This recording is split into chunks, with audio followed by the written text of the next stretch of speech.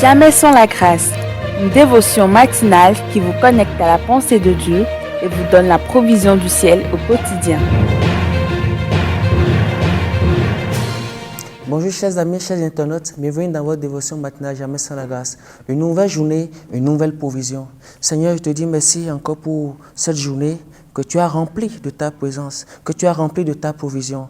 Oh Seigneur, nous venons pour chercher ce que ta main a donné, ce que ton cœur a donné. Bénis notre écoute, Seigneur Jésus. Amen. Encore bonjour, chers amis.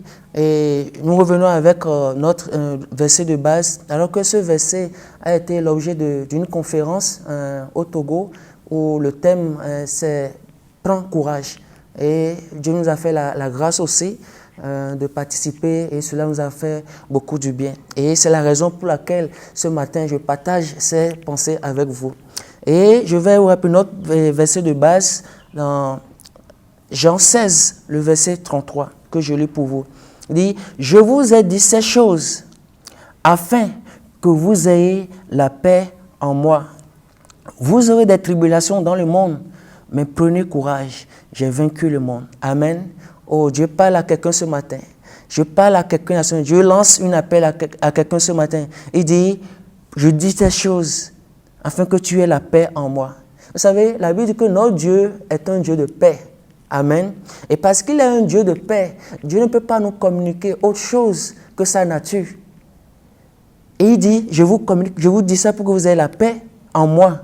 Il dit, vous aurez des tribulations dans le monde, mais prenez courage, j'ai vaincu le monde. Et en passant un peu, je me dis, mais à qui est-ce qu'on peut demander de prendre courage? Et en réfléchissant, je me dis, mais imaginons quelqu'un qui se réjouit, qui est dans la fête. Est-ce que vous pouvez dire à cette personne de prendre courage? Non, bien sûr, parce que cela n'a pas de sens. Vous ne pouvez pas dire à quelqu'un qui se balade à la plage avec une bouteille de coca à la main, vous vous dites, mais prends courage, ça n'a pas de sens. Mais lorsqu'on dit à quelqu'un de prendre courage, cela veut dire peut-être que cette personne passe par des moments difficiles. Celui-là passe par un mauvais jour. Celui-là est éprouvé par une situation. Ou peut-être que cette personne vit une situation difficile. Et c'est pour cela que nous disons à cette personne de prendre courage. Et prendre courage, oh, c'est très important de prendre courage.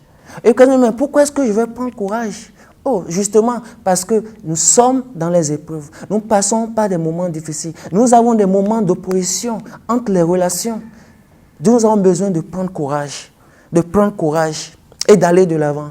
Et comment est-ce que je peux prendre courage? Comment est-ce que je peux prendre courage en tant qu'enfant de Dieu? Oui, on me dit de prendre courage. Parce que prendre courage, ce n'est pas une baguette magique qui est posée sur moi pour que j'ai une dose de courage. Nous allons voir la vie de David dans 1 Samuel 30, verset 6. Et il y a une situation qui était là. Situation pénible, une situation d'angoisse et d'amertume.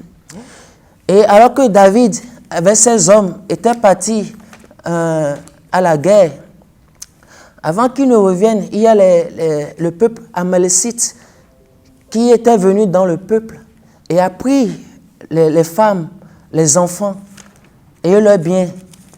Et ils étaient partis. Et quand David était revenu, il a fait le constat avec le peuple qui était avec lui. La Bible dit que, ils avaient de l'angoisse et de l'amertume. Et nous voyons cette histoire dans 1 Samuel 30, le verset 6. Que je lis. Il dit, David fut dans une grande angoisse car le peuple parlait de le lapider. Parce que tous avaient de l'amertume dans l'âme, chacun à cause de ses fils et de ses filles. Mais David reprit courage en s'appuyant sur l'Éternel, son Dieu. Amen. Waouh. Nous voyons ici une manière de prendre courage. Et cette manière, c'est quoi? C'est de s'appuyer sur Dieu. De s'appuyer sur Dieu. Et parce que David s'est appuyé sur Dieu, la Bible dit quoi? Il a repris force. Pourquoi? Parce que le peuple parlait de le lapider.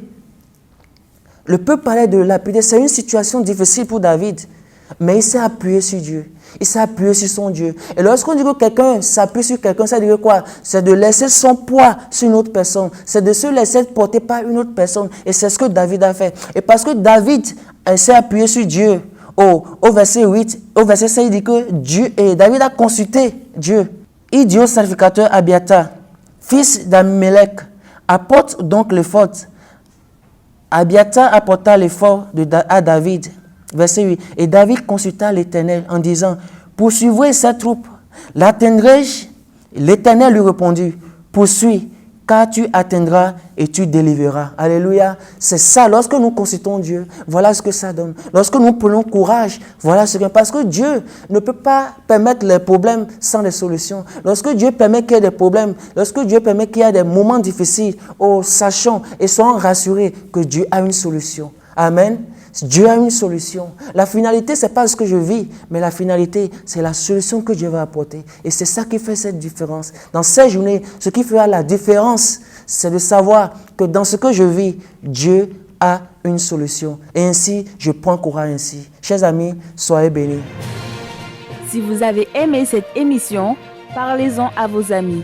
Parlez-leur du message de la grâce et de ce qu'il fait dans vos vies. Pour un sujet de prière, une question ou pour devenir partenaire, contactez-nous au 00229 94 75 80 20. Que Dieu vous bénisse et à la prochaine. En attendant, pensez avec Dieu.